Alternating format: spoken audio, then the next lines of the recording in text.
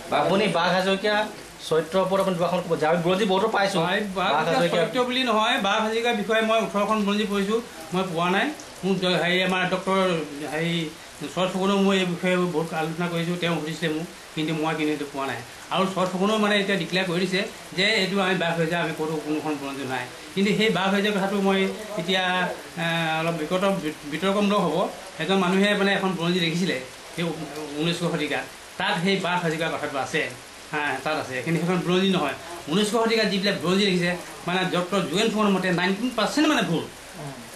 গতিকে আমাৰ আচল টাই ভাষা বুৰঞ্জী দিবলৈ হ'লে টাই বুৰঞ্জী দিবলৈ হ'লে অসমৰ বুৰঞ্জী দিবলৈ টাই ভাষা অলপ জানিবই লাগিব আৰু জনজাতি কিছুমান কৃষ্টি কলা সংস্কৃতিৰ বিষয়ে জানিব লাগিব যদি সেইবোৰ নাজানে আমাৰ বুৰঞ্জী লিখিব কৈ দিব নোৱাৰে 19শ শতিকাত যিবিলাক বুৰঞ্জী আছে চব ভুল আৰু বাঘ হাজৰিকাৰ কথা আমি ক'তো পোৱা নাই বাঘ হাজৰিকা কেতিয়াও হেৰি মানে হ'ব নাই হ'ব মানে মোগলৰ সৈন্য আহিছিলে তেওঁলোকে আমাৰ আহোম ৰাজ হৈ পিনি মোগলৰ এগেইনষ্টে যুদ্ধ কৰিছে ঠিকেই কথা কিন্তু বাঘ হাজৰিকা আমি সেনাপতি আমি পোৱা নাই বাঘ হাজৰিকা শব্দটো পোৱা নাই কোনো বুৰঞ্জী পোৱা নাই ঠিক তেনেকৈ আমি গগৈ শব্দটো পোৱা নাই আমি 18খন বুৰঞ্জী ক'তো আমাৰ গগৈ শব্দ নাই গগৈৰ বিষয় নাই যিবিলাক মানে বাহিৰৰ পৰা আহিছিলে আমাক সেইবিলাকে সিহঁতে তামোল পাণ দি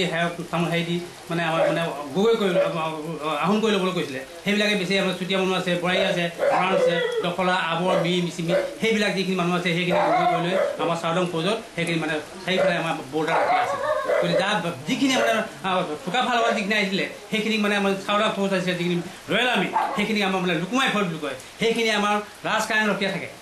মানে আমাৰ যিমানবিলাক মানে আমাৰ দুৱাৰখীয়া তাৰ ভিতৰৰ যিমান মানে চাংমাই হাজাৰ পৰা আৰম্ভ কৰি সেইখিনি আমাৰ লুকুমাই ফৌজ চাব সেইখিনি বাহিৰত যুদ্ধ কৰিবলৈ যাব নালাগে সেইখিনি মানে চব ৰজাৰ সেইকাৰণে থাকিব 8000 সৈন্য থাকে তাতে চাওদাং বৰ থাকে এতিয়া দেই আৰু এই বস্তুটো আমাৰ যেতিয়া মানে আমাৰ হেৰি ৰুদ্ৰসিংহৰ টাইমত আমাৰ মানে জাৰ্মান স্কলাৰ আহিছিলে নামটো মই পাহৰিছোঁ তেখেতে আহোঁতে এইখিনি কথা চব কৈ গৈছে আৰু তেওঁ আচৰিত হৈছে যে আহোম ৰাজ্যত ইমান ঘন সম্পদ হৈছিলে তেওঁ চিধা আহিয়ে মানে তেওঁ মানে যেতিয়া ৰংপুৰ কাৰেঙত তেতিয়া সোমাইছিলে তেতিয়া মানে তেওঁ বহুত দূৰৰ পৰা তেওঁ আগবাঢ়াই আনিছিলে তেওঁ তেতিয়া কোন আহিছে প্ৰথম চাওদাং ফৌজ কেনেকৈ আছিলে প্ৰথমে হাতী ফৌজ আছিলে তাৰপাছত মানে হেৰি ঘোঁৰা সৈন্য আছে তাৰপাছত আমাৰ তৰোৱাল সৈন্য আছে তাৰপাছত জাতি সৈন্য আছে এনেকৈ গৈ মানে ৰুদ্ৰসিংহে 10 খলপীয়া সিংহাসনত তেওঁ বহি আছিলে আৰু সিংহাসনত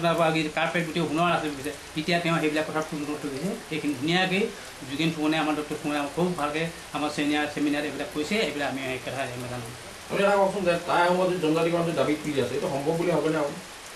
তাই জনজাতিকৰণৰ যিটো দাবী তুলিছে গভৰ্ণমেণ্টৰ যিটো ভূমিকা সেই ভূমিকাটো আপুনি কেনেদৰে হ'ব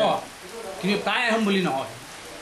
তাই আহোম মই আগতে কৈ গ'লোঁ যে তাই আহোম বুলি আমাৰ সংবিধান নাই সংবিধান আহোম বুলি ক'লে যদি আহোম বুলি কয় তেতিয়া হ'ব আৰু আহোম বুলি ক'বলৈ আমি এটা ধৰ্ম দেখুৱাব লাগিব তাত সেইকাৰণে আমাৰ যেতিয়া আমি 8টা আমাৰ জাতি আমাৰ সংগঠন লগ খাই পিনি আমি যেতিয়া আহোম টাই জাতীয় পৰিষদ কৰিছিলোঁ তেতিয়া আমি তাত আমাৰ এটা ডিচিশ্যন লোৱা হৈছিলে যে এটা ধৰ্ম লাগিব এটা আমি হেৰি হ'বলৈ এটা অৰ্গেনাইজ কৰিবলৈ হ'লে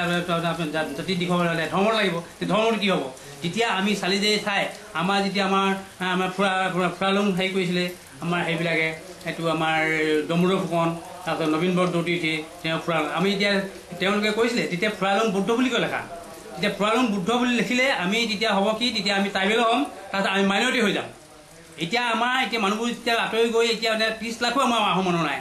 গতিকে আমি এতিয়া মাইনৰিটি গতিকে মাইনৰিটি হিচাপে আমি ডিমাণ্ড কৰিব লাগিব তাৰপাছত আৰু তাই আহোম বুলি ক'বলৈ হ'লে তেতিয়া আমি সংবিধানখন শুদ্ধ কৰিব লাগিব আমি কেবিনেট বহুৱাই আমাৰ মন্ত্ৰীসকলে কৈ পিনি তেওঁ আপোনাৰ তাই আহোমৰ স্বীকৃতি দিব লাগিব আৰু সংবিধান দিব লাগিব তেতিয়া তাই আহোমৰ মানে সেইটো হ'ব তেতিয়া ট্ৰাইবেল হ'ব কিন্তু আমাৰ অকল মানে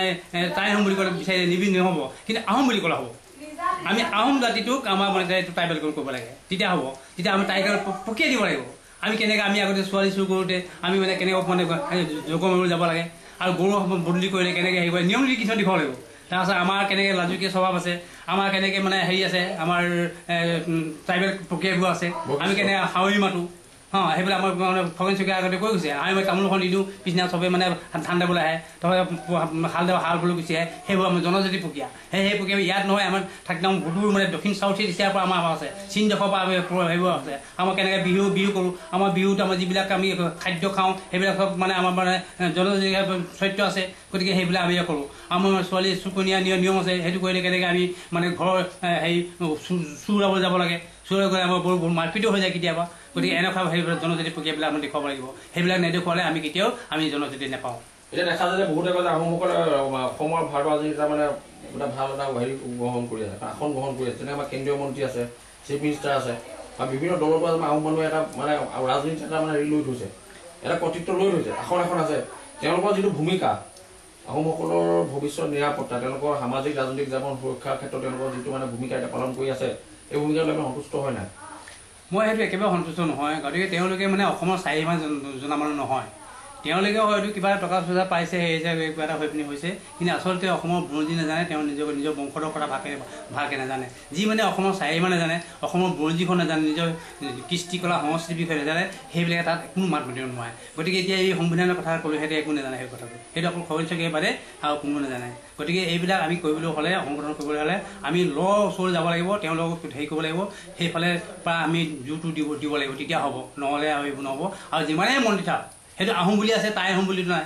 তেওঁলোকে আহোম তেওঁলোকে আচলতে মই নকওঁ এতিয়া তেওঁ আচলতে তেওঁ বহুত অল গগৈ জানত, আহোম অল সোণোৱাল জানত কছাৰী। সোণোৱাল লিখিলে কছাৰী নহয়, আৰু গগৈ লিখিলে তেতিয়া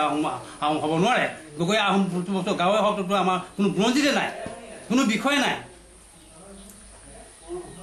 তৰুণ গগৈ এতিয়া আহোম নহয়।